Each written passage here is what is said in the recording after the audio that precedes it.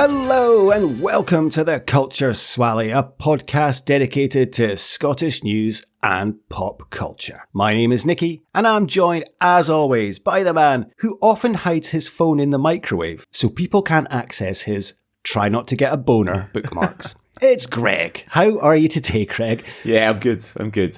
All is well. I've not had too many try not to be a boner sort of intrusions on my X, formerly known as Twitter, feed of late. I guess because I've not really been, I didn't really engage with them before, so I've not had any for a while. One did pop up, like, after weeks and weeks. What? A boner? One of their posts popped up, and I think I sent it to you because I was like, oh, it's back. You know? You sent me a photo of it. Thankfully, you didn't send me the actual link. We had sort of big family news. Long suspected that my youngest daughter is on the spectrum somewhere, but we thought we would get her like formally assessed, and she is, and it's not like a massive shock, but at least like we know. But the thing is, part of it is she's got this thing called pathological, what is it? Let me just find it here. Pathological demand avoidance, in that she doesn't like being told what to do. So one of the sort of follow-up things from the assessment centre was a lot of literature that she can look at, and websites and podcasts and things that she can engage in and, you know, learn to understand. Because the thing is, like, her IQ is very high. She's very, like, that was the other thing that came out of this assessment. They said she's got a really high IQ, and she does do well at school. But so, you know, someone who doesn't like being told what to do doesn't like being recommended things either. So it's like the sort of the head biting the tail a bit. But we had one of the things that it manifests in is she, like, metaphors and analogies just don't make any sense to her. And my older daughter is she's had coursework to do for her GCSEs over the summer, and getting started on it each day is a challenge for her, you know. So we're sitting at the table, and I don't know why I decided to go down this path, but I said, you know, there's a book that someone gave me to read when I first became a manager that helped me, called Eat That Frog. Right? My oldest daughter's like, well, what does it mean? And I said, the whole sort of contention of the book is, if you had to eat a frog every day to, like, stay alive, it's the first thing that you would do to get it out of the way. You know what I mean? So, like, you think of your tasks as your frogs. And I can see my youngest daughter's eyebrow giving it the Roger Moore out the corner of my own eye. And I said, what do you think of that? And she's like, well, why would anybody have to eat a frog to stay alive? And I was like, no. Like, nobody would, right? But it's, you know, this is the contention of the book. Like, if you had to, but you would never have to. No, I know that. Well, then it's stupid then, isn't it? It doesn't work. It's stupid. I said, well, this book has helped a lot of people. Well, it wouldn't help me because I just think it's absolutely stupid. So that's kind of what we're dealing with. But no, that's fair enough. Yeah, it's good. It's good that she's had her diagnosis, and she's taken it really well, because she's always sort of known herself that she marches to the beat of a different drummer to her peer group, you know. So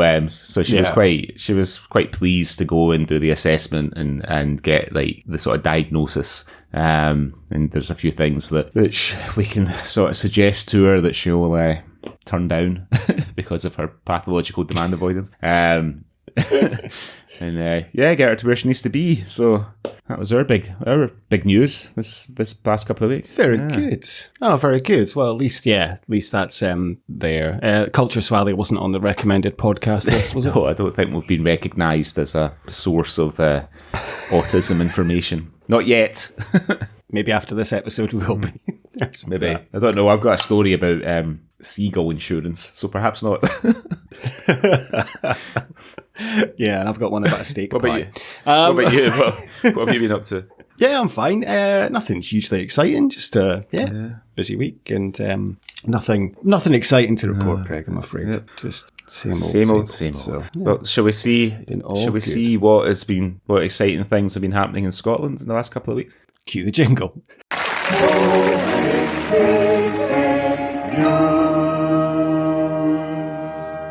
Hello, This is the Outer Hebrides Broadcasting Corporation, and here is what's been going on in the news. Of course, I think probably the most significant thing, obviously, has been the riots, which haven't been in Scotland. Although I've seen a lot of people kicking off on the socials because the media keep reporting these riots as the UK riots, and people are coming on saying, excuse me, there's no rioting in Scotland, and there's no rioting in Cardiff in Wales. Although there is rioting in Belfast.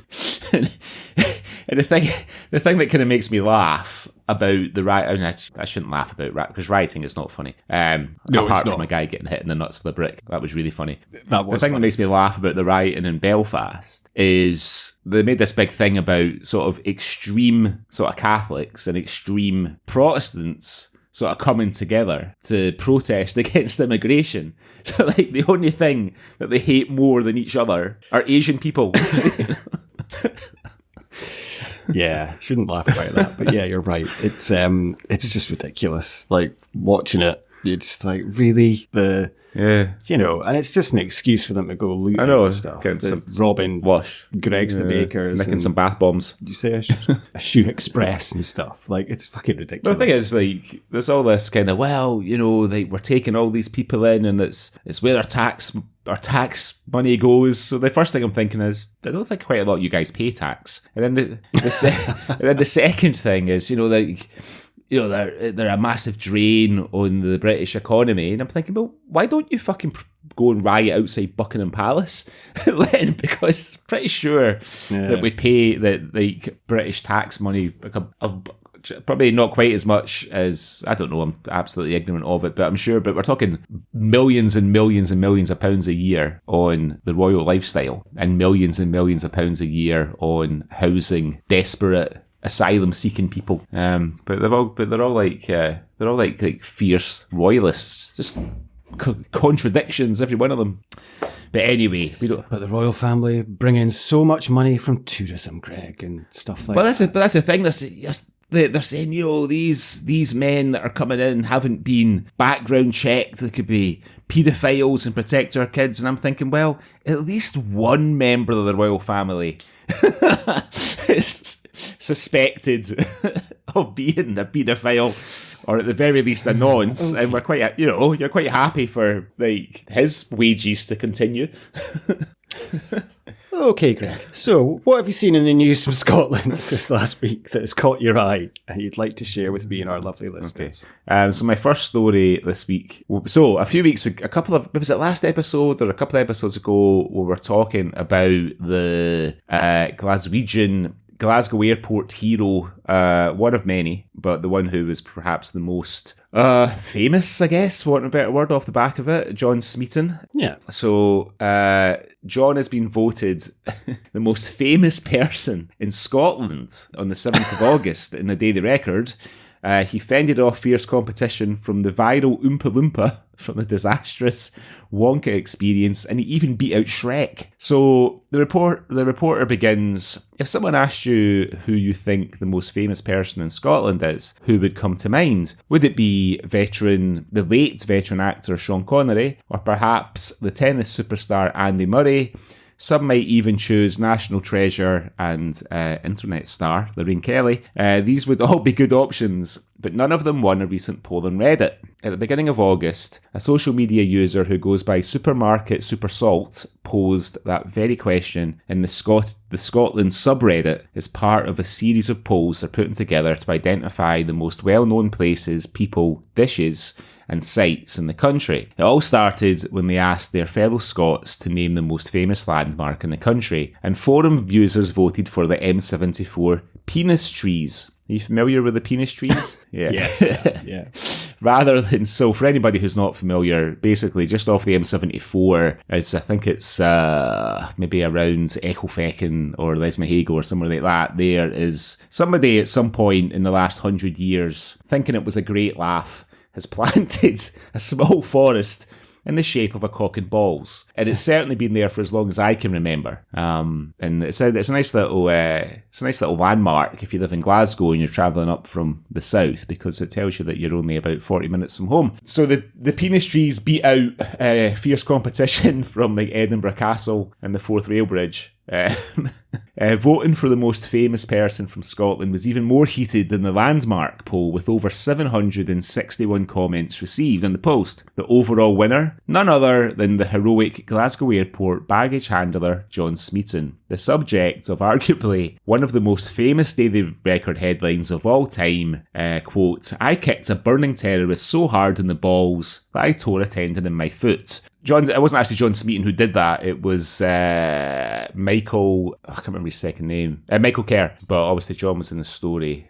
So for anyone not familiar with John, in 2007, two extremist numpties tried to blow Glasgow Airport up by driving a sort of estate car full of gas cylinders into the terminal. John was off duty and on a break when he spotted two men driving the burning car full of explosive gas cylinders into the airport entrance. He immediately ran over to help, shouting, "Fucking mon then!" And it does say that he kicked one of the terrorists, Kafel Ahmed, in the crotch. John also helped to drag fellow Have-A-Go hero Michael Kerr to safety. Michael from Denny had been left lying beside the burning jeep with a broken leg after also kicking Ahmed. It's now the bad day for Ahmed all round, really.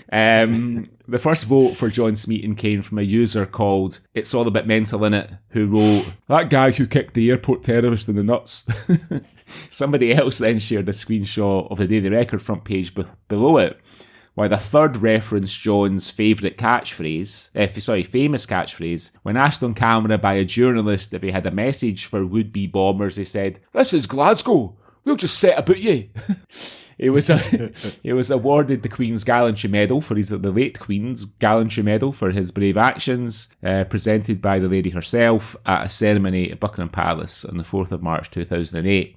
Although John was crowned the winner of the poll by Supermarket Supersalt, there were quite a few other unconventional Scottish figures who received a lot of votes as well. Several people voted for the Wonka Experience Oompa Loompa, referencing the viral actress Kirsty from the Wonka Experience, a disastrous Wonka Experience that was held in Glasgow earlier this year. Kirsty Patterson, that is. She went viral following the disastrous day, as many said it looked more like the meth lab from the hit show Breaking Bad than Willy Wonka's magical chocolate factory. Another person suggested Shrek, when someone else chimed in with William Wallace, Rabbie Burns, Sean Connery or Billy Connolly. They were told off for being too sensible. You're taking this too seriously, said the respondent. After the penis trees, you should really realise how the tone's going to go. Mrs. Doubtfire, Susan Boyle, wee Jimmy Cranky, Rabsy Nesbitt and Super Gran also received votes, but not enough to knock John Smeaton off the top spot.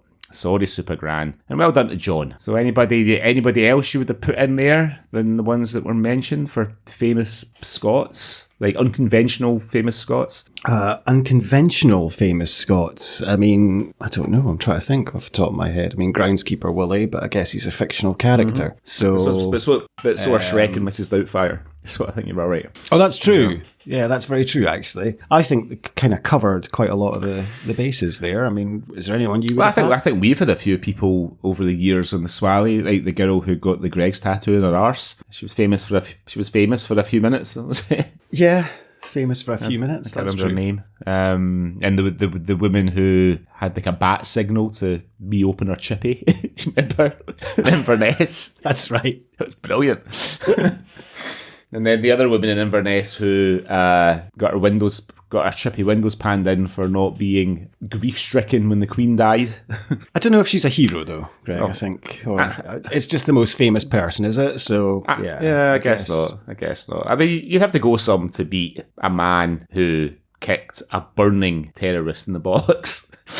Arguably prevented what could have been a real catastrophe. Yeah, I think John Smeaton is definitely a top contender in terms of for what he did, and I think very befitting. I do like those polls and things, though, that obviously nobody takes it seriously and are commenting with stuff like that. It's It's funny. Yeah. Might have to put a wee picture of the penis trees on our Instagram later, because I've got a feeling that people who haven't been to Scotland before will think that I'm making it up, but I'm really not. It's true. It's been there for at least 46 years, if not longer. Anyway, that was my first story for this episode. What are you starting us with this week? My first story is from the Scottish Sun this week, Greg, and the headline is "Every Little Helps." A shopper has been left stewing after a Lidl steak and gravy pie wrecked his £5,000 nashers. Ricky McConnell, 61, told how he bit into a bone the size of a pinky nail, breaking 2 of his twinkling pearly whites. The stunned charity worker had been tucking into the meat dish bought at the store in Springburn, Glasgow. He recalled, "All of a sudden, I hear crunch. And I'm like, oh my God, I broke my teeth." Shocked Ricky complained to store bosses about the steak and gravy pie incident, and he said, "They told me we've sold over 1 million of these pies, and we've only ever had 2 complaints. I want to know what the other complaint is." Cursing his luck, Ricky added, "I've got more chance of winning the lottery." I don't think you do, Ricky. I think the chances of winning the lottery are something like 14 million to 1 or something. Ricky had travelled to Turkey just weeks earlier to get his brand new teeth, but he now faces forking out £8,314, that's a very specific number, on another trip to get a replacement set. He said, "I wanted better looking teeth and a better smile. The only way to get them repaired is to get new ones in, because it's all one unit." He has now threatened the retail chain with legal action. Last night, a Lidl spokesperson said, following contact from the customer, the matter was escalated to our quality assurance team, who investigated with the supplier. "We pride ourselves on having thorough procedures to ensure our products of the highest possible quality. While great care is taken to remove all bones, it is possible for small pieces to remain. For this reason, the packaging includes a clear warning." That's you fucked up, Ricky. So yeah, poor guy. He's just got his brand new turkey teeth, bites into his little steak and gravy pie. There he is, smiling away with his teeth and holding a pie. And, so he's had his teeth fixed then? Well, no, he's not really smiling fully. So I can't really see which teeth is broken. But I think if you're biting into it, it must be some of his front teeth. Yeah. So that's a bit of a bastard. Poor Ricky. Going to have to go all the way back to Turkey again. I've seen, ever since I've learned that this was a thing, this turkey teeth business, I see it everywhere now. People that I work with and stuff that just suddenly turn up one day and it's something different. They realise that they've had these teeth put in. Yeah, it's a bizarre. I mean, I can't say anything because my front 4 teeth are veneers. Oh, are they? But so I can't actually say anything. But they're not. When you see the turkey teeth, they are filed down to just things. Whereas the only reason I've got is because I had a massive gap in the middle of my teeth. And when I was 17, I got 2 veneers put on to space it up. And then I needed them replaced after about 10 years. And it's when I was in Dubai, and the dentist was like, I would recommend you get them smaller and you get the other 2 done as well.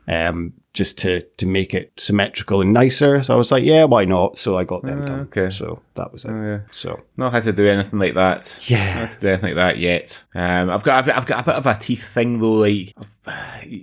Some people just are really terrified of certain types of pain. For me, it's my teeth. The thought of having a broken tooth or something, and then having to go to the dentist, and I really, really don't like going to the dentist. And the other one is my eyeballs. I can't putting drops in my eyes is really difficult because I just hate the thought of you see some people will take their eyeball. That gives me the bulk. Disgusting. Yeah. Oh, okay. It's one of my many little weird, quirky foibles.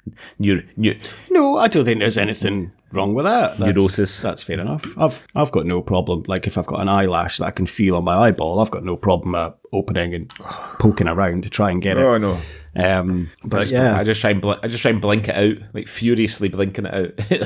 It's a little worse, isn't it, when you go to bed and you feel something in your eye and you're like, oh, you bastard, I'm going to have to sort this out. I'm not going to sleep. But when your eyes shut, you don't really feel it, but it's still annoying in your head and you're trying to not blink. But it's quite infuriating. When I was about 17, I had a weekend job working on a like a boarding kennels. It was sort of like kind of labouring, you know what I mean? Like, so that a little bit of sort of kind of kennel cleaning and sanitising, and mostly it was just like sort of like odd jobs and stuff. And I remember I was carrying a slab one day, and it was quite windy, and I guess something like a little stone or a bit of dust, a sharp bit of dust or something blew off and kind of scraped my eyeball. And of course they need to put like a sort of dye into your eyeball so they can see where the wound is, and then I had to put like gel straight onto my eye. It was fucking horrendous. Like they just not even like thinking about it. Oh dear, never mind. Okay, it's a bit Clockwork Orange. Yeah. I struggled with that scene in that film as well. Yes. Never mind. Okay, so that's poor Ricky and his teeth, so I hope he gets them fixed, and he'll be very careful when he's biting into a steak pie from now on. Exactly. What else have you seen this week? So we've had a few, over the years, we've had a few stories about Scottish seaside seagulls. The last one we had was about the XL gullies of Aberdeen, which I'm quite disappointed that hasn't caught on, that phrase. It's quite funny. But this is one from the Scottish Sun on the 4th of August. Swoop and Sandwich. Scott's seaside cafe offers seagull insurance as dozens of customers keep having their toasties stolen by dive-bombing birds. So this is Sam Lang, the proprietor of the Cheesy Toast Shack. If you pay an extra 50p for your sandwich, if a seagull nicks it, he'll give you a replacement free of charge. He reckons the hungry raiders feast on up to 30 of his lunchtime favourites daily by dive-bombing diners. This is in St Andrews in Fife. He's had a t-shirt made for his cheesy toasty shack with a cartoon of a seagull on it with sunglasses on. I wonder if him and the seagulls are collaborating. Previously, he paid for replacement sandwiches out of his own pocket, but he admitted it is unreal that it's come to this. The seagulls are insane here. They're a real pain, and it's a big problem. On a busy day, customers are standing in line for an hour to get a toasty. I mean, there's fucking no way I would stand in line to get a toasty. You'd be quicker going home and making one yourself. You know what I mean? An hour. On a busy day, customers are standing in line for an hour to get a toasty, and every single day, seagulls are stealing them. I used to replace them with no questions asked, but that's costing us too much money now. Can't afford to do it anymore. The seagull insurance would give them a bit of protection and mean they get a new toasty straight away. Sam has also installed eagle-shaped kites and birds of prey sound effects, but they haven't worked. He's warned that people have been left with cut fingers after birds have attacked them. It's not a joke anymore. We beg to differ. I'm worried that it will keep the customers away. The Scottish Sun's reporter saw one of the seagulls spill Rachel Pryor's can of Iron Brew while dashing off with her pal's mac and cheese toasty. What's your thoughts on a mac and cheese toasty? Look, I like mac and cheese. Yeah. Right? However, when I was at Pittodrie in February, that's the first time I've had a macaroni pie, and it'll be the last time I have a macaroni pie. So I think I'm just going to stick with just macaroni and cheese on its own. Yeah. I don't fancy it in a toast. I think the toast would have to be, the bread would have to be really, really super toasted. So it's going to get really soggy really quickly otherwise, isn't it? I think, yeah. Worker Pat Dodds, 76, who has worked at the nearby Harbour Cafe for 41 years, said that the birds sit on the roof and wait for someone to come out. They'll take anything they can. Seaside stall owner Tony Goff was gutted when his bacon roll was nabbed after being left unguarded for just a few seconds, and he has to keep sponges and cloths to wipe bird shits off the pictures he sells to tourists. He warned, what's the answer? I've got no idea, but there needs to be action because it's getting pretty horrific. I think that's the end of the story. There's lots of pictures and videos with this story. There's a picture of a mum who she's taken a photograph of a seagull, like it's literally sitting on her daughter's face, taking a hot dog out of her mouth. Oh my God. This is Lucy Stewart. She said, we had no idea how big a problem this was. Loads of people have gotten in touch since I posted the picture to tell me about their own seagull encounter. A frightened mum says she's been terrorised by a rowdy seagull nesting outside her front door, which the council won't remove. Like, I'm sorry, but the picture of the seagull is sort of sitting in some like overgrown grass outside this woman's door, and it's given her this like mad side eye as she's taking a picture. Just like imagine like squawking at her. Yeah, I mean, we have litigated Scotland's, well, not Scotland. I'm sure it's not just Scotland, but certainly when we lived in Aberdeen, there's like seagulls like albatross flying around Aberdeen, and they're pretty brazen. But I have to say, it's one thing about living near the sea in Scotland that I don't miss. To go back to this gentleman, so he's charging 50p extra insurance on his toastie. How do you prove your toastie's been nicked? Like, you're not just paying 50p and then you're getting another free toastie, effectively. Well, but then, can you be arsed? Because then you've got to join the queue for another hour. I think you've spotted perhaps a flaw in his plan there, Nicky, because I'm sure that there'll be a few people that will... I mean, I'd imagine that most people who are visiting the seaside St Andrews are probably nice, sort of touristy type people that are coming to visit the home of golf and are above such dishonesty. But, you know, sure there'll be one or two. But then what it sort of shines a bit of a light on is that if he's asking for a 50p insurance, then that must be what it costs him to make a toastie, right? Like bread, cheese, filling, whatever. So then he's not mentioned in the article how much he's selling the toastie for. I bet it's expensive. Then he's got overheads as well. Of course he does. He'll have his rent. He's got to make a living. He's saying he should just be making free toasties. No, of course not. But, you know, you don't want people to know how much your costs are when you're selling something, you know, because people don't account for the things that you've accounted for, you know. They'll just be like, oh, yeah, fucking footpad, charging me like $4.50 for a toastie when it's only costing you 50p to make it. Yeah, that's true. Yeah. So the cheesy toastie shack, there's a little plug for your man's little restaurant there on the beach at St Andrews. Maybe go and buy one of his lovely t-shirts. Oh, you can buy his t-shirts or a tote with the seagull on it on his website, but there's no costs there. Let me have a look on TripAdvisor. It's always a good sign. It just says price range $5 to $7. So for a toastie? I don't know. Yeah. So he's probably charging about, I don't know, £4. £4. Maybe. Yeah, I think he's struggled to charge more than $4.50 for a toastie, even in St Andrews. Yeah, I would think so. Anyway, enough about his pricing strategy for his toast. I'm sure he knows what he's doing. Kind of shouldn't have gone down that rabbit hole there, maybe. I'm sure he knows what he's doing. Anyway, that's my second and final story this week. What you got? Take us home. Okay, my second story this week. I should have saved this for October, Greg, but I couldn't sit in it for until then because it just happened this week. And you know, on the Daily Record, they have a section, so news, Scottish news, and then they have subsections, and this subsection is under the supernatural. So bizarre.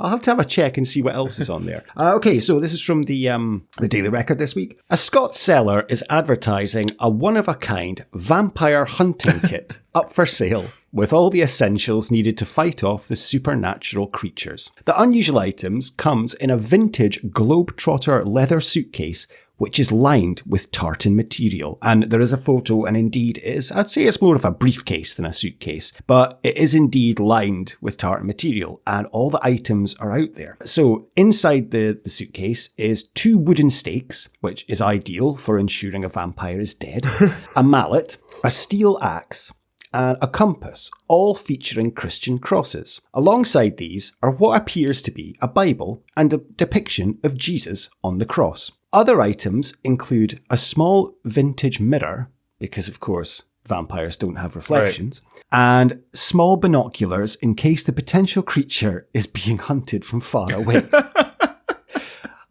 How are you going to... So you'll spot it, but then what are you going to do with your stake? But the kit also includes items to make sure that the budding hunter has a chance to escape an attack, with a small bottle of holy water and lentils, reports Glasgow Live. Did you know that legend has it that vampires have OCD? So if they're attacking you, you throw a load of lentils at their feet and they'll have to stop and count them. I've never ever heard that in all the vampire movies that I've seen over the years and books that I've read. The rental factor has not been part of the story.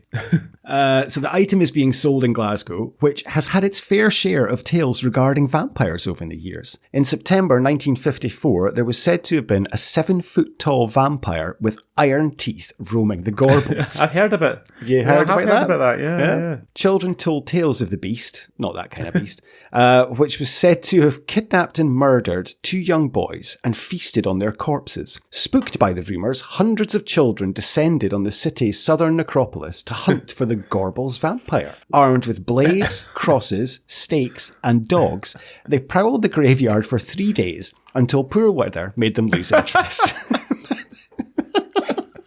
So funny. But the act of mass hysteria, or maybe the truth of the vampire, has since been ingrained in Glasgow folklore, with a mural of the supposed creature now located in the Gorbals. Anyone concerned about the possibility of vampire infestation in the city can buy this kit, listed on Facebook Marketplace, for £175. What? No, it's ridiculous. The description reads, pick up an unusual gift, a vampire hunting kit with a Scottish theme. I mean, the only thing Scottish is that it's in a tartan. Yeah, exactly. I mean, I could start knocking these out myself. Pick up an unusual gift, vampire hunting kit with a Scottish theme. The kit is enclosed in a vintage Globetrotter leather suitcase with the integrity of the inside left alone. To see the originality of the case, see the photos. Then he just lists what is in it, which they've already said in the article. It's one of a kind, not too many out there like it. Well, if it's one of a kind, then there's definitely... Yeah, none out there like it, I'd have thought. Not many out there. Yeah. Easy to carry, around 2. Case measures 17 by 12 inches by 5 inches deep. So there you go. You could get your hands on a vampire hunting kit if you wanted. I love the attitude of the young Gorbals kids. We're on a mission from God. It's like, as long as the vein stays off. Aye, the young team descended, armed with blades, crosses, stakes, and dogs. They didn't take lentils with them. That would have been... Did you ever see, like our old buddy Techno Jock? Did you ever see his vampire teeth that he had? Yes, I did actually. Yeah, they were he had them like made. Like they took like a mold of his teeth to make them. He ended up losing them in the car park in Amadeus. Oh Jesus! One night, unfortunately. What did he do with them? Did he just stick them in and pretend he was in Buffy the Vampire Slayer? I think the objective was to make himself interesting to women. So, because you would go for a night out with them and he'd just pop them in and hope that like a nice looking girl would see them and come over and talk to him and think that he was sort of windswept and interesting with his vampire teeth, and he could maybe get a lumber. I can't think of any other reason why. He wasn't like a member of any sort of vampire film reenactment groups or like vampire clubs or anything like that. And none of his friend group, as far as I could see, and obviously being a member of his friend group, were into any of that sort of thing. So he did dress like one of the Lost Boys, to be fair. He did, with his leather trousers or his really, really, really tight jeans before really, really tight jeans were fashionable, and his bespoke leather sort of trench coat and his cowboy boots. Yeah. I guess that the teeth did fit him quite well. I just don't... I guess you're heavily relying on getting a goth girl. Well, this is it. This is it. There was a girl that he was going out with once that he met in Nottingham who came up a few times, and we went for a night out with them, and she insisted that he led her about with a dog lead. And we stood... I can't remember which club we were in, the Palace or something like that, and we're stood having a drink. And he says, I need to go to the toilet. Would you mind holding the lead? And I was like, there is fucking... There is absolutely no way that I am going to hold this lead. What the fuck? I don't know. It's just into some weird stuff. The best thing with him was when he decided to change his look. He bought like a pair of like sort of silver Skechers, a grey pair of combat trousers, and a grey t-shirt, and he felt like he'd changed his look, which I suppose he had. Try to be a Silver Surfer. So he sort of looked like he kind of looked like a kind of Florida pensioner, with his vampire teeth. Oh, the vampire teeth were lost by this point. This was okay. Yeah. So I need to go for a piss. Will you hold to the lead for me? What if somebody that knows me sees me? You know what I mean? Yeah. What if you or Rick had come by? Like, I'd never fucking live it down. You would still be taking a piss out of me for it. And rightly so, taking a piss out of me for it right now. You know, it's like 23 years later, however long ago it was. Absolutely shocking. Oh. Anyway. Never mind. Good old techno jock. So yes, that is the vampire hunting kit that you can get. Yeah, so is that everything that you've got this week? That's everything that I've got. The only other thing, I'm not going to read the whole story, but I just found this really amusing. It is an article from Edinburgh Live this week. And there was a cherry picker that sunk into the pavement on Leith Walk on the 4th of August 2023. And the cherry picker was removed, but there's still a massive hole in the ground. And what the council did is they put a fence sectioning off this collapsed manhole. And it's been there for a year. So on the August the 4th, 2024, locals put balloons and cards on the fence to wish a happy birthday. There's a photo there of, balloons, and they put up bunting, happy birthday, and there's a few first birthday cards on it. So I just thought that was quite amusing, and never underestimate how humorous us Scots can absolutely be.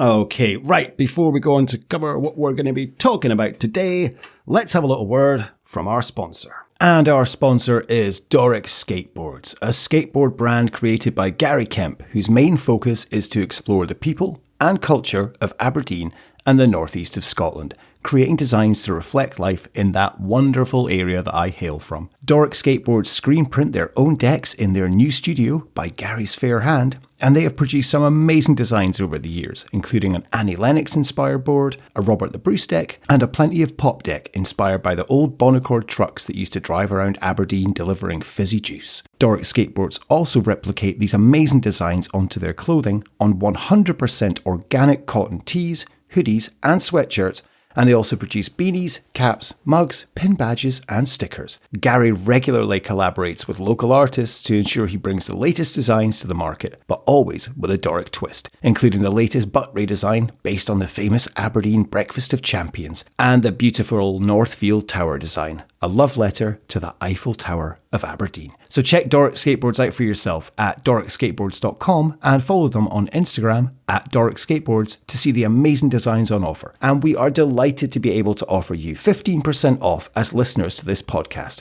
All you need to do is head to doricskateboards.com, have a look at all the amazing decks, stickers, badges, hoodies and tees on offer, and enter the promo code SWALLY. That's SWALLY, same with its name as this podcast, all in block capitals, and get your 15% off. That's doricskateboards.com, link in the description of this episode. Okay, Greg. So it was your choice on the Swally this week. So why don't you tell us what we're going to be talking about today? Well, I went for something reasonably recent, which doesn't happen that often in the Swally. I went for a film from 2021, which you can see on Netflix. A mystery thriller written and directed by Christian Carillon. It's a remake, an English language remake of his own 2017 French film Mon Garçon, and it stars James McAvoy, Claire Foy, and Gary Lewis, and it tells the story of Edmond Murray, played by McAvoy, and his ex-wife Jones, little boy who's gone missing from a camp on the banks of a loch up at Loch Arbor, and the frantic search and struggle to bring him home. So I've kind of been circling this one for a wee while. I'd kind of avoided it because I thought it's going to be bleak. You know what I mean? It's going to be so fucking bleak. And just before we continue, we're going to ruin this film with spoilers. So if you haven't watched it, probably want to stop listening just now and then pick us back up again once you've watched it. But I would urge, don't read anything about it. Yes. It's I thought, it's going to be fucking bleak and, missing kids, and it's a French writer, so it's unlikely to have a happy ending. But, you know, I thought, no, I'll just watch it because it's got a good cast. I'll just pick it. And I watched it. What did you think of My Son? Not My Son, but the film My Son. Purpose, this is kind of similar to you. I'd been on my radar for a while, but I'd kind of been avoiding it because exactly the same as you. I'm like, oh, it's going to be bleak. It looks bleak. It's about a guy whose son goes missing. It's not going to be a laughing minute or anything. And I watched it. And I hadn't read anything really about it. All I knew was it's James McAvoy and his son goes missing.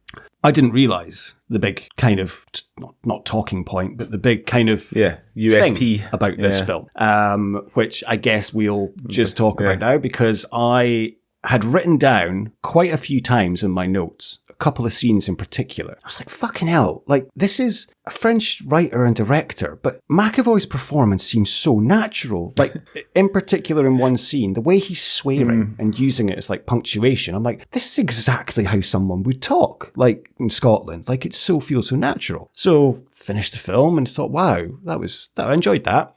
And then I read about it and read that James McAvoy's performance was completely improvised in terms of all the other cast had scripts, but he was given like 6 plot points and just told to improvise, run with it, no dialogue, no script, often did, 2-3 takes of things.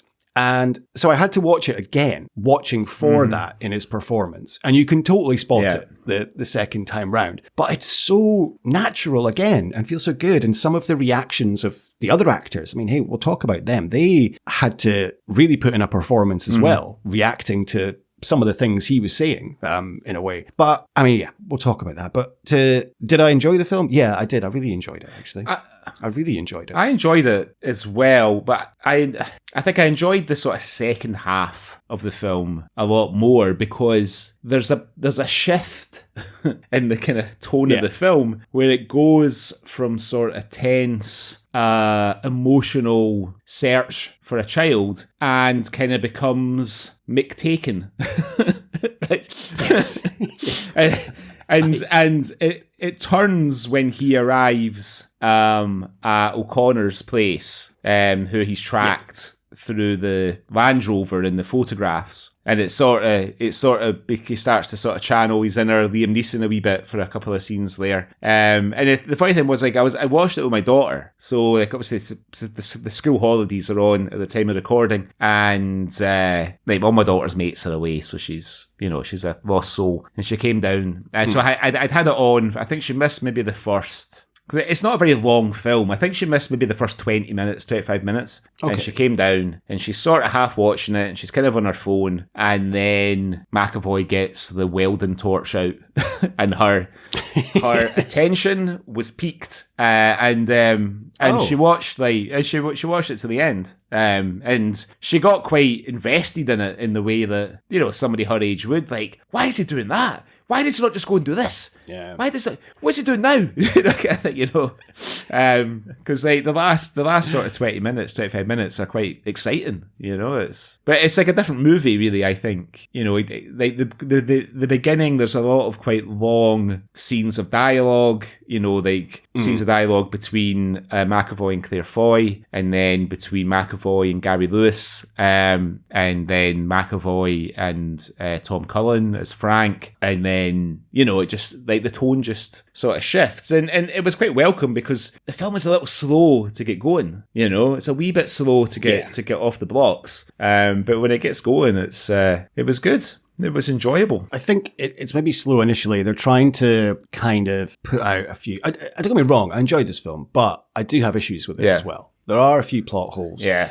There are a few things that just don't go anywhere. I did quite like the fact there's quite a few red herrings that they put in initially. So you do think, well, Frank's obviously behind it. And then at one point you're thinking, is Inspector Roy dodgy? He's got something to do with this. And who's the woman in the police station? And there's a lot of things that you're kind of, it's throwing at you that don't go anywhere, but they are just red herrings. And it is very convenient in terms of the way that he discovers the guy with the Land Rover and stuff. But there's quite a few elements that don't go anywhere either. Like they mentioned like Ethan had been having issues, but I presume that's related to the baby that was coming, and that's maybe what they were talking about. And then Inspector Roy mentions Ethan was ill a couple of years ago, and McAvoy's like, oh yeah, we went to North America and had a great time. I'm like, okay, but that was never mentioned again in terms of what was wrong with him or what happened. So there's a couple of things that are a little bit don't go anywhere. So, I mean, it's great because it is only 95 minutes long, but you could have got it even shorter by taking out a few of those things, or there are quite a few scenes that do seem to go on a little bit. And, you know, you get McAvoy walking somewhere and it does follow him quite a long way.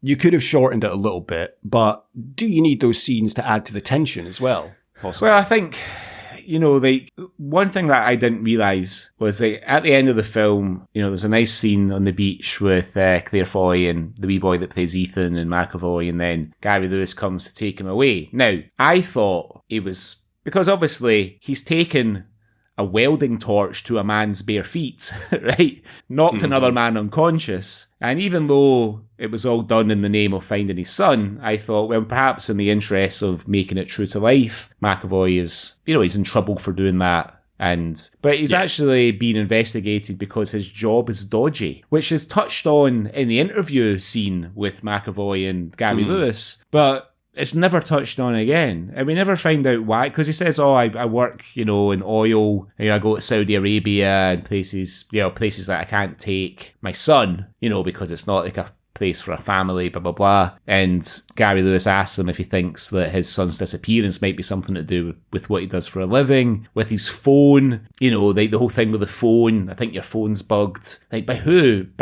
His phone's bugged by, like, a paedophile ring? Or, you know, the whole thing with the London police telling Inspector Roy that he's to drop the case and blah, blah, blah, and they're not to go look for the little boy anymore. And just like, you know, it feels like this could have been maybe like a 3-part ITV drama, right? A 3-parter where all these little things would have been explored a bit more and stuff. But it's obviously not. It's a 90-minute Netflix film. And I wonder as well if some of that is to do with the improvisational nature of the production, or if it's been cut down, perhaps. You know, if it's been longer initially and it's been cut down. I don't know. But it loses a bit of its heft with these sort of loose ends, I think. Well, to add to the other point, there is a bit where he calls Leah, his girlfriend, and she explains that, like, the office has been raided and they've taken the Iraq files. And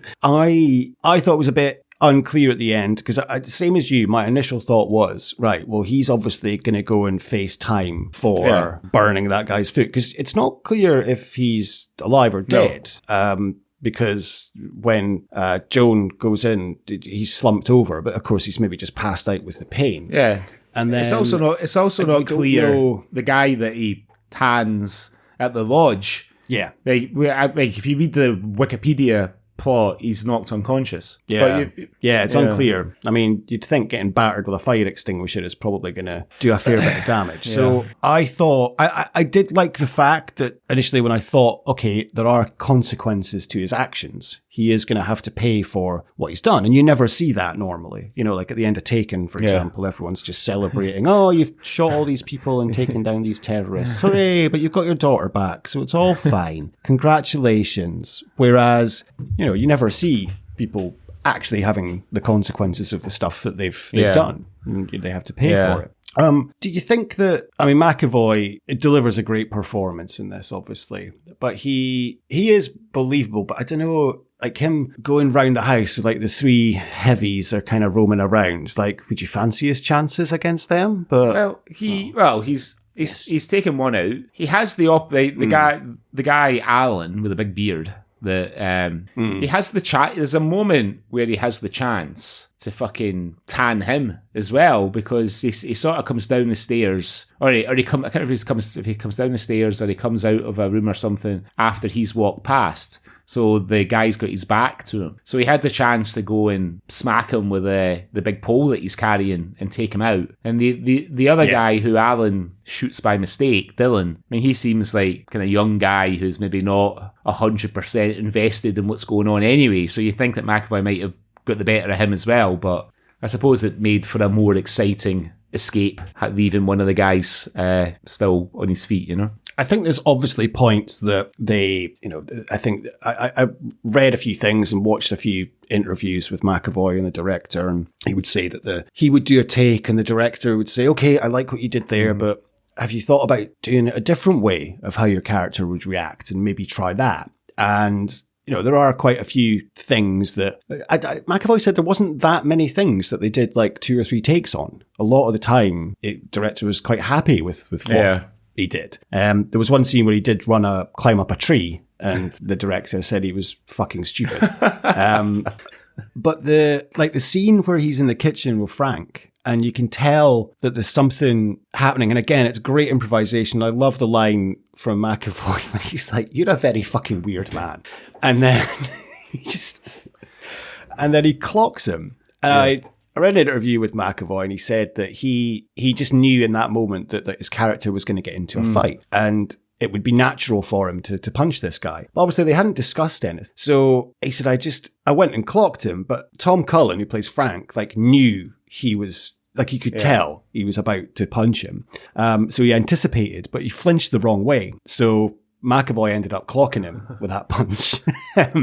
But he said, but luckily it was a stage punch. I pulled it, but I still managed to connected with him. So I think there's a lot of, interesting things that, and choices that were done in terms of the role. That's another bit, actually, you reminded me of in that scene that you just described. So that scene is kind of set up to make us think, where there's Frank involved. Because he wants to show McAvoy, or Edmond, McAvoy's character, the blueprints of the house that he's building. And there's no bedroom for the wee boy that's gone missing. You know what I mean? So that's never really resolved. Is there a bedroom, and just in his anger, he hasn't seen it on the plan or something or whatever. It's never really resolved. You're left thinking that Frank could be involved in it, Are you actually fucking kidding me? Where's Ethan's room? Okay. You put him in the basement? No, we're not putting him in the basement, Emma. I can see that you're angry and upset. Joan! Hey, she's asleep. No. She's asleep. I need to talk to her. I need to talk to her. Why? She's asleep. Because my fucking son's missing. Yeah, I'm aware of that. I'm aware that your son's missing. He's also my son. I love him very much. Don't. Fucking don't. Don't what? Don't tell me he's your son as well. Well, let's be honest, he's been more my son than he has yours the last year, isn't he? You're a very fucking weird man. What have you done with my son? I've done nothing with your son. The fuck have you done with my son? I love your son.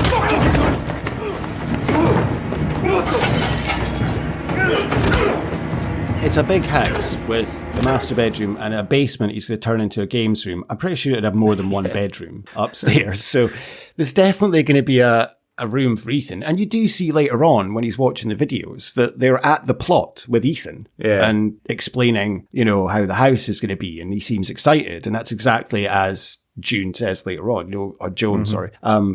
Ethan was excited about it. We all discussed it as a family. So I think in that moment, it is maybe just there as a little red herring. So you think, Frank's dodgy. But obviously, then it's kind of resolved and he's not. And of course, it's never seen again. But he is in hospital with a couple of broken ribs. Yeah. So, well, he's and a fractured we hip. hear him in the videos, don't we? When that's the other thing. How does Edmund manage to guess the code to Frank's phone on this second was one go? thing that I'm really, it's not going to be his. It's not going to be Joan's date of birth, is it, or Ethan's date of birth or something? That's unlikely unless it is. That's the only thing it could be. Yeah. He's only just met Frank, so how's he going to know? It's ridiculous. Yeah. So I really did think that the better thing would have just been that he didn't have his phone locked, but obviously everyone does nowadays. But that bit really didn't stick with me. And that was, I've written, there are quite a few eye-rolling moments, which is him guessing Frank's PIN, him making the connection of the Land Rover in the 2 separate videos. Yeah. He's watching videos of his son, he's upset. It's really, you've spotted that? I mean, fair play, but it was a bit of a stretch. And then, of course, Joan's brother, who just happens to work for an insurance company, who can happen to get the address of this Land Rover's registered to, and will be able to give it to them at, I mean, it must be like 6 a.m. that he calls him, because she does say, sorry for calling so early. And when Edmund's at that farm, it's 9 o'clock, because you see the time on Joan's computer before she goes and gets her keys to go. So, yeah, there was a couple of eye-rolling moments that you had to suspend a fair bit of disbelief to be able to get into that. Yeah, and it's weird because as the film starts, you kind of get the feeling that this is going to be a very true-to-life, tale of, like, the search for this little boy. And the first maybe 25 minutes or so, we see them... he goes to the loch side where the wee camp is, and it's all taped off. And then he joins the search, with a big line out in the search through the woods. Gary Lewis's character, Inspector Roy's conducting, and then he's interviewed by Inspector Roy and stuff. And you kind of get the feeling, right, this is going to be quite an authentic drama. And then, you're like exactly as you've said, you're sort of asked to just accept a few things to keep the plot moving along, which is a bit of a shame, really. But again, come back to what I said before, it would probably have been better as maybe like a limited series as opposed to like a 90-minute film. Yeah, yeah, I would agree with you on that, actually. I think it might have been, and you could have fleshed out a little bit more in terms of the backstory and things, and in terms of his work. Because, it was just a bit dodgy, like in terms of, and that's one thing that I thought in one scene in particular, dialogue was a bit funny, was when Inspector Roy comes round to tell him that he's effectively off the case. Yeah. And you could almost tell that script had been like translated from the original French, because nobody talks like that, the way Inspector Roy's talking. And of course, he's like, then we get the call from London. Well, London wouldn't have any jurisdiction over Police Scotland, because it's a different police force, unless it was like the Home Office or something. He doesn't say that. It's like an Inspector McPherson, who's the head of the police. Well, is it the top policeman? I don't know if like the London police force have a Scotsman in charge of, I don't know in terms of, and maybe, but I don't know. It just felt a little bit stilted in that way. I'm kind of like, really? The other thing that's a bit confounding is Gary Lewis's choice of accent that he's doing. Yes. Because there's the moment in the interview that he's doing with Edmonds where another officer comes in and speaks in Gaelic about getting hold of his phone. So there you think, all right, so they must want us to think that they're in the islands somewhere, like Shetland or Orkney or somewhere like that. But the only person doing that accent is Gary Lewis. That sort of Dotaman accent, Everyone else is, like McAvoy is doing his Drum Chapel accent, from Glasgow. Claire Foy is being English. Tom Cullen is, even though he's Welsh, he's being English.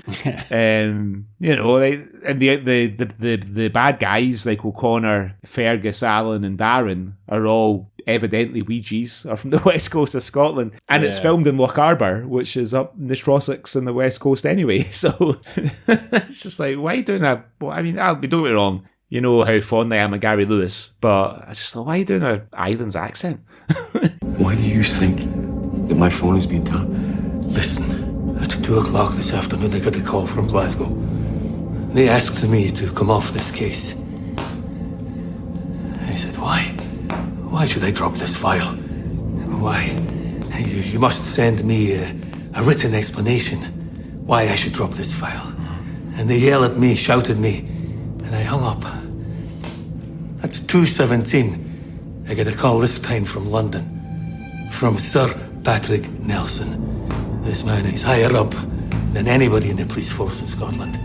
And he tells me this case will be handled from London. This time I get a chance to say nothing. He tells me that this is in everyone's best interest. And that's it. At 3 o'clock, I tell my team we're no longer involved. Yeah, it did seem a little bit of an odd choice. You're right. I don't have an accent.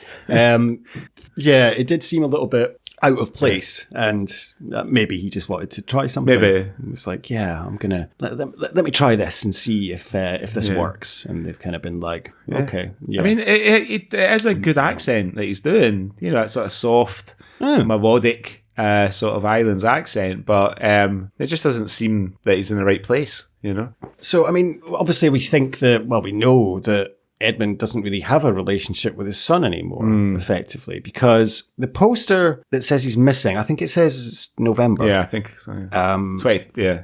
And he says he last spoke to him at Christmas on Skype. So that would be like 11 months ago. But he does say at one point, I know I am a bad dad. Mm-hmm. So yeah, I think definitely is, if he's not even seen his son on Skype. And I guess Joan does have it out with him at that as well, you know, in terms of you just sent a gift for his birthday and you never see him or anything. So I think, maybe that's fair. The gift being the drone that they take out at the end of the film on the beach, right? Yeah. But then again, you know, it's all like, well, you know, we're not going to go. We're not going to look too deeply into Edmund's backstory to understand, because he's like a bad father, but he took his son to North America for a month, went to all the parks, went to all the parks, had a great laugh, and he's the one that's and the thing actually that I think the film handles quite well, because of, you know, if you're a parent and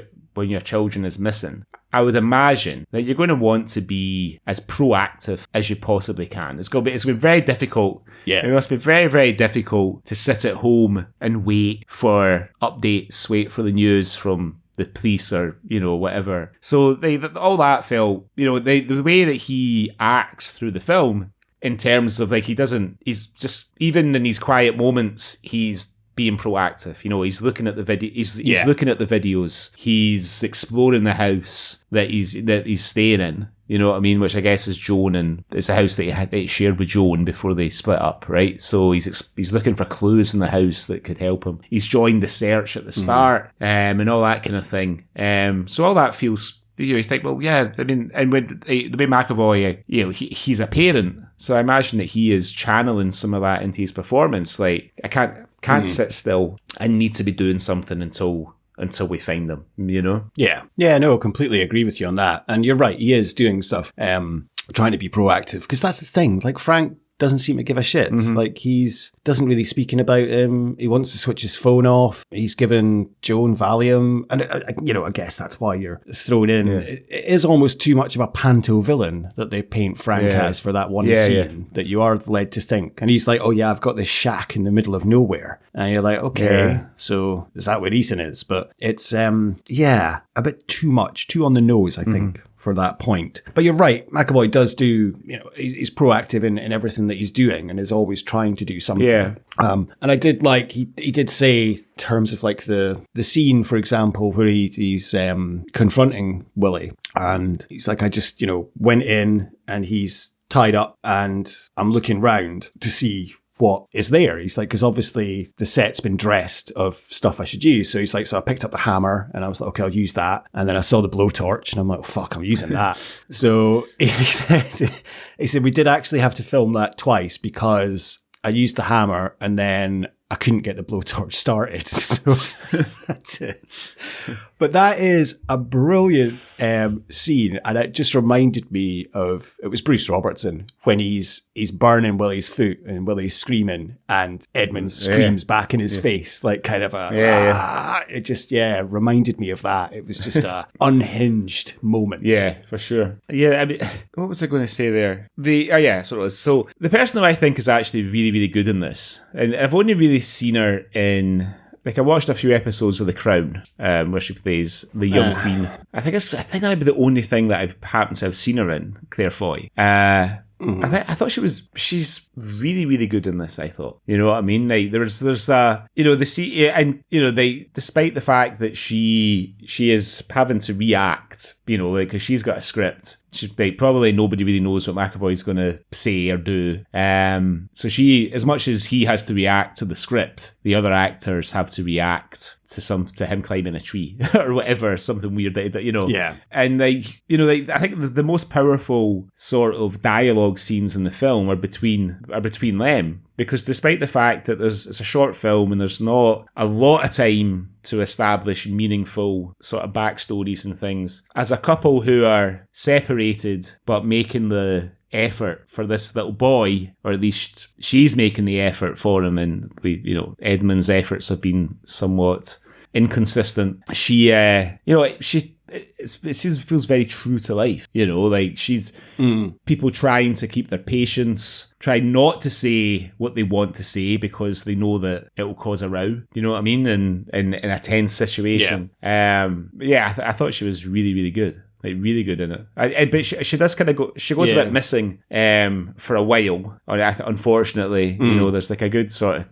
20-25 minutes where she's sort of MIA. But when she the other thing that doesn't reflect well in the script is when she goes to O'Connor's and she's too late because Edmund's moved up, he's moved on to the lodge, and she looks in O'Connor's car and she finds a wee girl there who she takes to the hospital. Yeah. Now, again, assuming that this is a small community and there's another little girl missing, another kid missing, it's not mentioned at all, no one mentions. You would think that it would come up, well, there's another little girl missing, so now we've got 2 missing children, blah, blah, blah. That doesn't come up at all. It's all about about the wee boy, So who was the little girl that Joan found in the car and took to the hospital? Where does she come from, and why were they separated by the abductors? Why was Ethan at the house and she was still in the car? Has she been picked up later than Ethan? All this kind of thing. Presumed so. I presumed that was the case, but then with there being such a big manhunt on Ethan, why would you be willing to take the risk to get the other kid? I mean, that's what Willie says at one point. Like, I'll need 20 minutes. It's too there's too much heat out there, and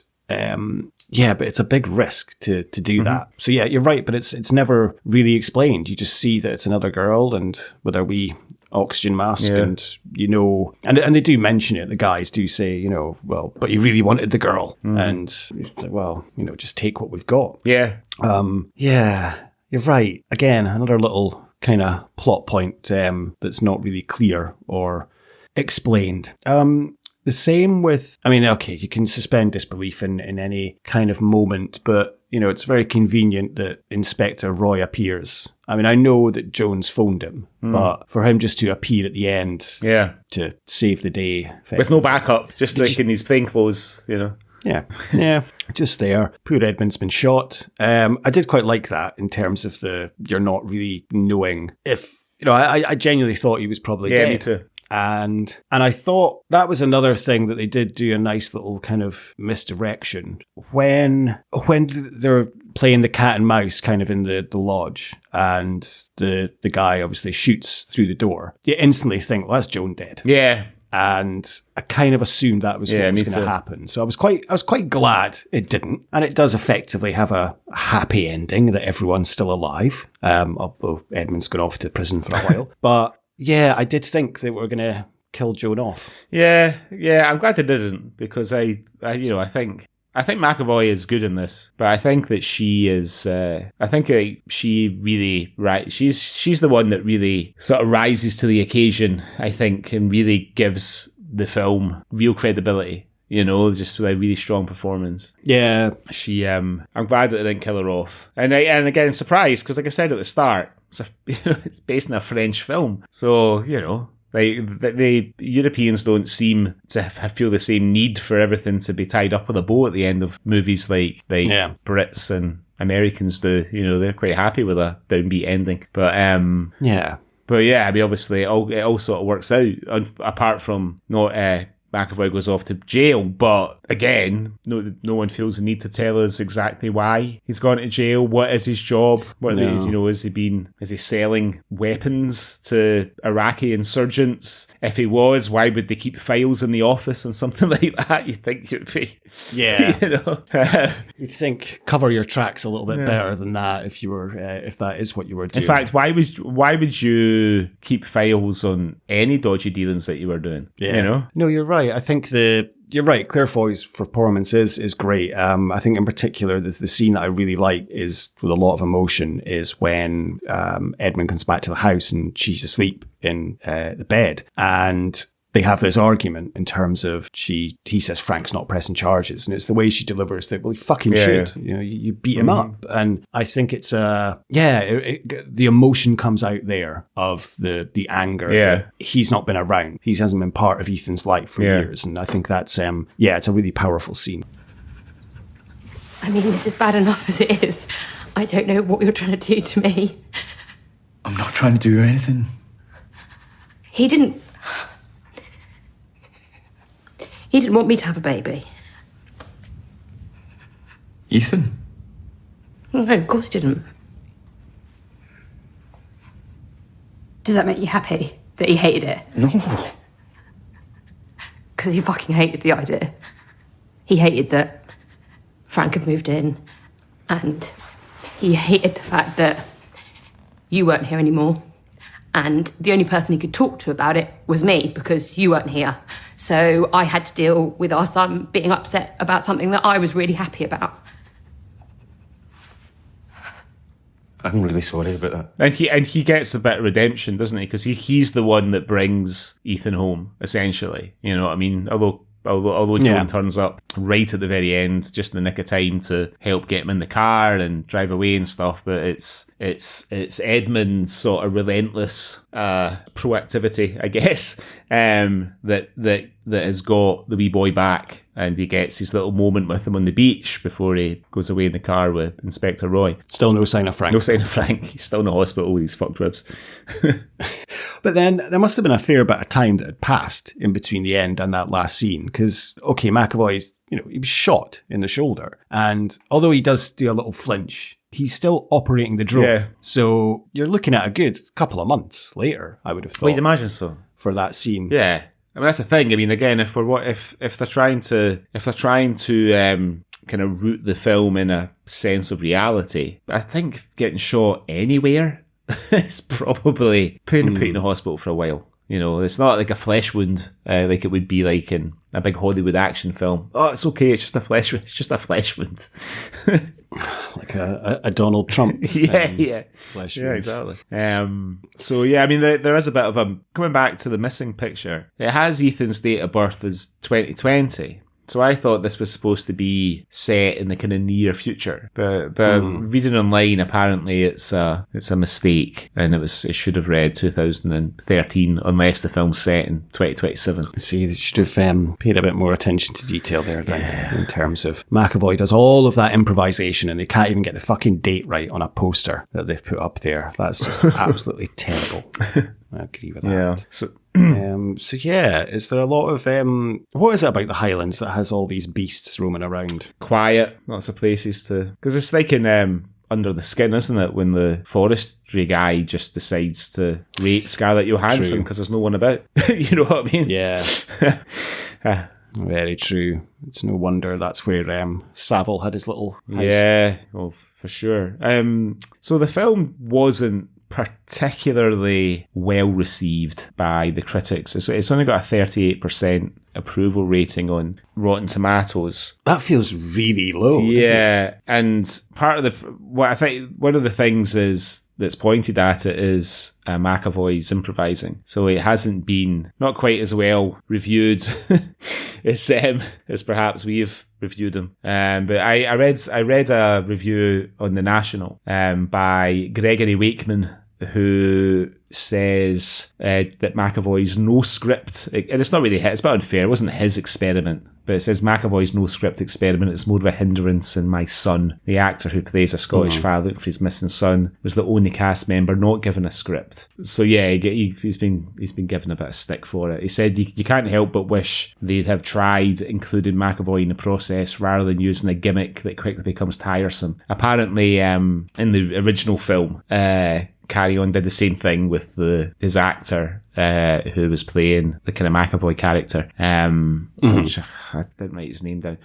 So yeah, it's been kind of panelled a little bit, which is it's a bit of a shame really, because we don't get like what was the last film that came out last year with Samuel L. Jackson in it? We've not done yet. That's set in Edinburgh, and it got slammed as well, didn't it? Yeah, I can't remember what it was called now. But yes, it didn't get very well received at all. Yeah. We could do like another Train Spotting or something, like another critical sort of success, I think, just to remind people that we make good films. But because there's been like lots of little small production. Like Crime was really good. And I've seen that like the second series of Crime is only on ITV1 now. And we reviewed that, last year when it came out in BritBox. Yeah. It's only just made it to terrestrial television, so like it feels like there's a bit of a we're sort of starved of good Scottish drama at the minute, that's getting like a primetime audience. I think, and I've still got to watch it, but it is on my list. I think,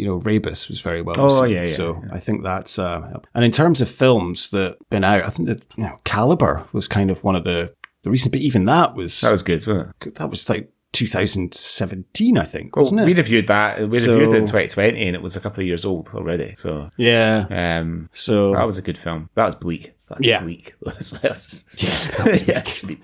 Yeah, that's kind of what. Yeah, I was thinking this was. And again, that's, I guess, a film of in two halves, because you have obviously the great pub scene with Aztec camera, and then then it all goes to shit. Yeah, and that's a great. It's a good film. I may even watch that again sometime. So I haven't watched it since. The one thing I would say that Carrion does exceptionally well in this is, he's got a good eye for the scenery. Because the Scottish Highlands just look absolutely spectacular in the film. And it's I watched it on the telly. I didn't watch it on like my computer. So I've got a sort of quite a big TV, and it just looked like in 4K, just looked absolutely spectacular. Yeah, no, it did. It looked amazing. In terms of, you're right, the all the countryside, and just even like the little windy roads and stuff. Yeah, it was beautiful. Yeah. I was really impressed by how good it looked. So we'll have to get our Culture Swally road show booked in at some point, so we have to go and travel about Scotland and get into adventures. Yeah, definitely. Well, just not the kind of adventures that they got up to in Caliber or anything like that. But family friendly. But definitely family friendly adventures.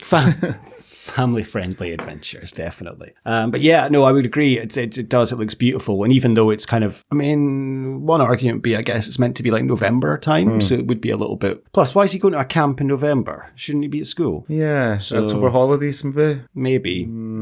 Yeah, possibly. But I think that, they did capture the beautiful countryside very well. Yeah, excellent. Even the cover for the poster has McAvoy and Foy standing in the pissing rain. Fucking Okay, my spider senses tell me that we're perhaps coming toward the end of our review of My Son. So why don't we put it through our Swally Awards? Okay, it'll be a couple of categories we can't even cover this week. We do, yeah. There, but what's first? Well, the first category that we can't cover is the Bobby the Barman Award for the best pub, because nobody goes to the pub. And the second category we can't cover is the Ewan McGregor Award for gratuitous nudity, because no one takes their clothes off. But the award that we can definitely start with is the James Cosmo Award for being in everything Scottish. It has to be Gary Lewis. Clear winner. Gary Lewis, I would say. Yeah. Clear winner. Although the guy who plays O'Connor does look quite familiar. And I meant to have a wee look and see what he'd been in, but I forgot, to my shame. Next one then, the Jake McQuillan Yartizu Award. One or two options here. What did you choose? I ultimately went with Burning the Feet of the Kiddie Snatcher. Right. I think that was my choice. But you could have quite a few, actually. So what about yourself? Well, so I went for the moment just before that, when McAvoy sneaks up on him and sort of attacks him from behind. That felt like a good tease-out moment, because it was sort of unexpected. And, there's also him sneaking up on your man Darren with a fire extinguisher. And I do like that that's done off screen, so you don't see it. And I think that's, I like that. Yeah, and I guess there's a moment where you wonder if it's going to be McAvoy that re-emerges or if it's going to be Darren, Yeah. There's also the boy Dylan getting shot through the door by his accomplice by mistake. McAvoy getting shot in the shoulder. So lots of choices there. Now the next one is the Francis Begbie Award for gratuitous swearing. So I kind of missed one that we've given this award to before, or the type of one. There's a lot of F-bombs, and there's the moment that you mentioned earlier on where McAvoy is sort of punctuating his sentence like the manager of Wrexham with like fucking this, fucking that, fuck. But what did you go for here? As I mentioned, I did like when he's in the police van and getting arrested, and it's just every second word's fuck, and I like that. But I think it's the next scene when he's speaking to Gary Lewis, and they're speaking about Frank, and he says either he knows something or he's criminally a fucking prick. Yes.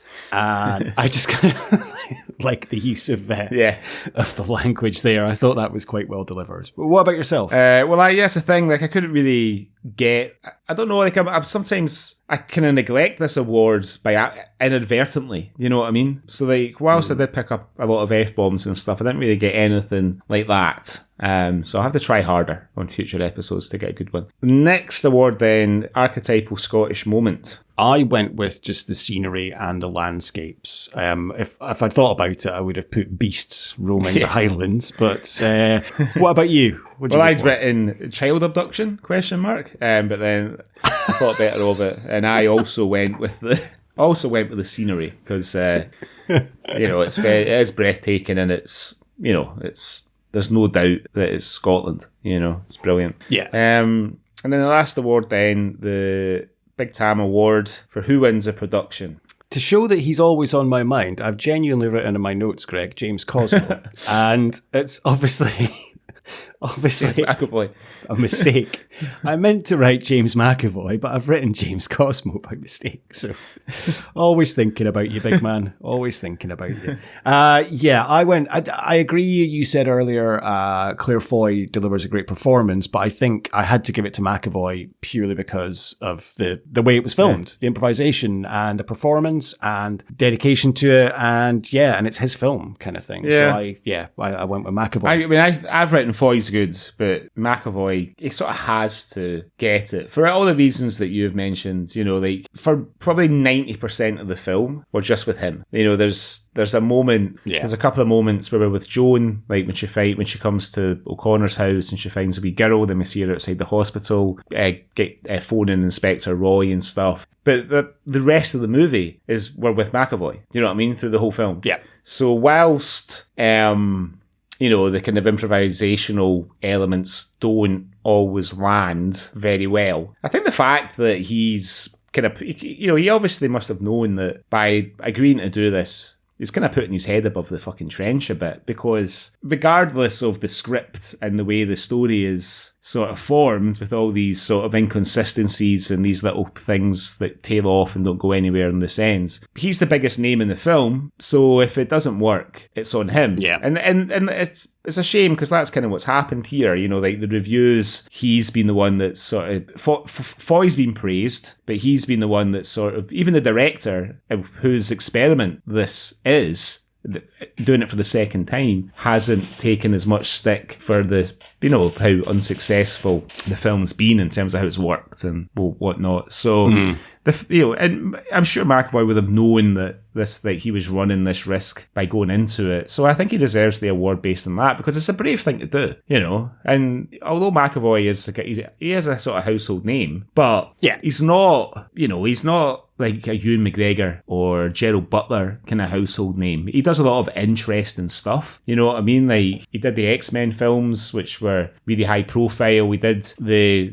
really good film with, what's his name, the M. Night Shyamalan. Where he plays, I can't remember what it's called, but he plays all different personalities in the it's Split. Yeah, so he's definitely an actor who likes to do interesting stuff, and I think, without being disrespectful to Gerald Butler, that doesn't seem like that's his objective at the moment anyway. He's kind of doing stuff that probably not going to win any Oscars, but will probably make a lot of money in North America because of the type of film that it is. And then I don't think Hugh McGregor does as as interesting stuff as he used to do when he was a young actor, you know? No. So, you know, No. so McAvoy is taking a bit of a risk by doing an experiment like this, because it's not as though it's not guaranteed that you come back from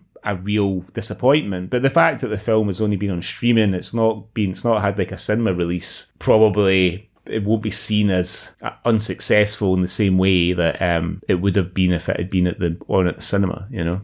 Yeah. And I think, it's good timing for this as well, because I think the McAvoy's new film comes out quite soon. It's a horror that he's in, Speak No Evil, which is a Blumhouse production. So it's a remake of a 2022 Danish film. Oh. So, I think I did watch the trailer. It did look quite good. Okay. So might have to watch that. But I agree with you. I think McAvoy is a very interesting actor, and he does pick pretty good roles. Mm-hmm. I did watch an interview with him, actually. It was recent, and they asked him about his favourite role he's ever done. And I was quite surprised. He said it was Atonement. Oh, really? Was Keira Knightley? Yeah, he said he really enjoyed that film, and he thought it was great, and that was one of his favourite roles. And then he quickly followed it up with, and also playing Bruce Robertson. Yeah. Because that was such a fun film to film. And I remember hearing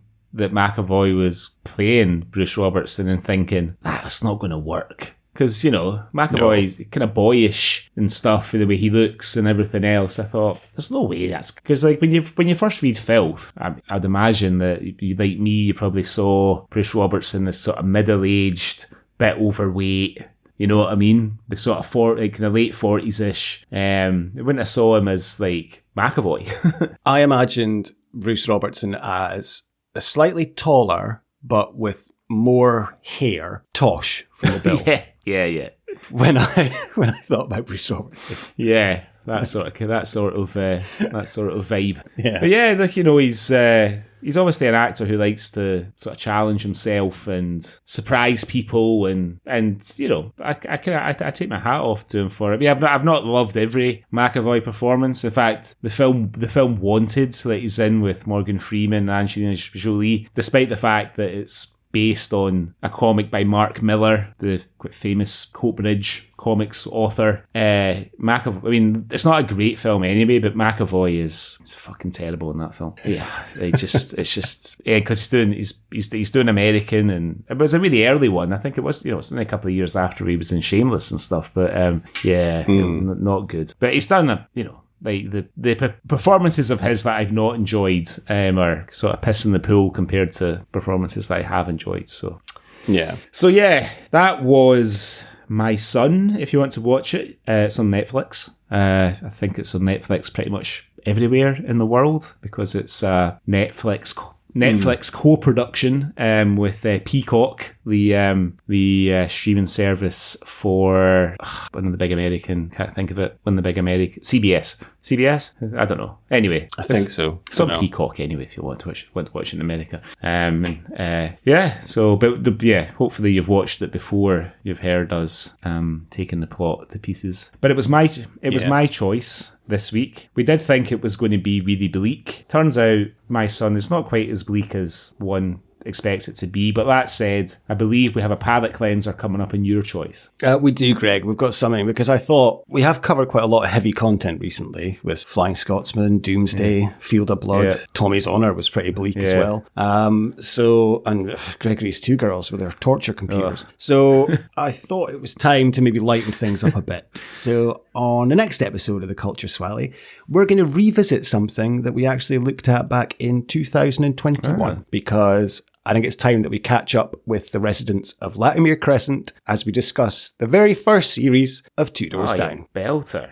And I should tell our listeners that is available to watch on BBC iPlayer if you want to watch it ahead of us covering it. But yes, we're going to go and catch up. And as it's been a long time since we did the pilot. Yeah. So and it's a slightly different vibe and different actors in some cases. Yeah, it's a very different vibe. And yes, thankfully, a couple of the, one in particular is a different actor, thankfully. Yeah. So, otherwise the whole show would be cancelled. Cool. Okay, so that is series 1 of Two Doors Down on the next episode of The Swally.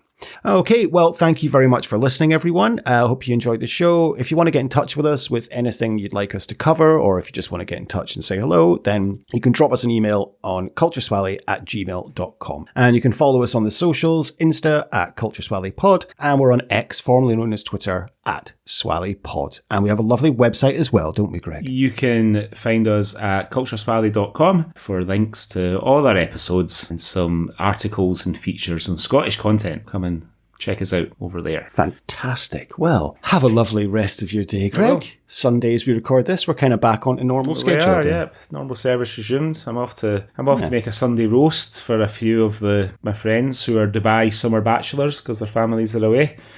So we're going to do that. Oh, very nice. That's very good of you. Nice bit of gammon there, nice bit of ribeye. Very good. Well, enjoy. Why are you laughing at my gammon? It's just gammon. I don't know. It's taking gammon. on a new meaning, I suppose, the word gammon, hasn't it? So.